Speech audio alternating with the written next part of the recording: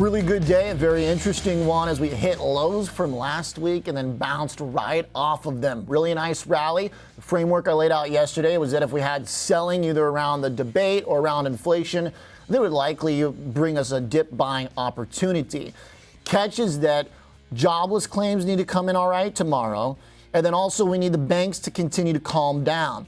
Regionals got a hit today, but the fact the financials firmed up, something yesterday I talked about as being a risk point, that was good that we also bought the dip there. Of course, it was tech way out in front, though.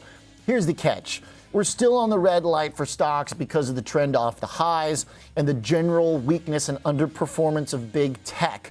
NVIDIA's rally today was really impressive, but the context on the charts for both the S&P and NVIDIA give you some pretty clear reasoning to think we could be chopping around in some pretty big range and to be careful. The point about dip buying when the red light is on is that you got to be nimble. You got to be quick, take profits, don't get greedy. As we talked about with KG earlier, the channel and the range has been widening out for stocks in both directions. I mean, look at the short-term S&P. It's quite a situation we've got here. To break to a lower low compared to yesterday, go back to the Friday lows, and then finish at last Wednesday, late Tuesday levels is a crazy swing today for stocks. Hard to really know what to make of it. Obviously, in the short term, it's net positive. That was the point that I made yesterday coming into inflation, is that I don't think inflation right now is really a major catalyst in a negative way.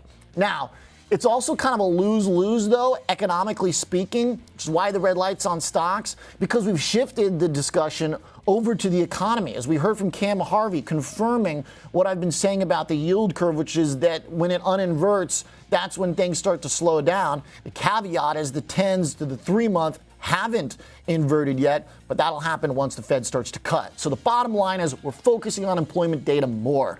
That's where I think actually tomorrow still is the most important print of the week. If you look at the trend for jobless claims, you've basically got an uptrend. That's not good, of course, but 250 being the high, you look at the chart, and if you do kind of some simple higher lows and higher highs analysis, I think as long as we're under 240 tomorrow, it's kind of within the regime that we've been. Start to go back above 240, especially if we hit 250, we start putting a new higher high for jobless claims. That's not going to be good. A big drop tomorrow, jobless claims, would be really nice. Combined with the strength that we've gotten after inflation today, the fact that NVIDIA firmed up, and I think today basically was an NVIDIA rally. I don't really think it was inflation related. Look at the yields and the dollar today as evidence for that, because what we did do is lower the odds of 50 bips. As we got some components in inflation that arguably were kind of sticky. I wouldn't really worry about that too much. The trend for yield still looks downward, but point that I've been driving at is that the dollar's hanging in there right now, and we've got this gap that's emerged because probably we don't get 50. Now, tomorrow, if you look at a big jobless claims pushing above 250, then I think the odds come right back on for the Fed. But that's kind of the point here about why you have to be careful in this environment. Even though we've got good short-term momentum, this thing could flip on a dime. The fact that we put in lower lows today compared to the Monday and Tuesday and then ripped back up to the highs, this is a market that's obviously very high beta and swinging right now. That's what happens when you've got single stock concentration driving so much of the action like what we saw in NVIDIA.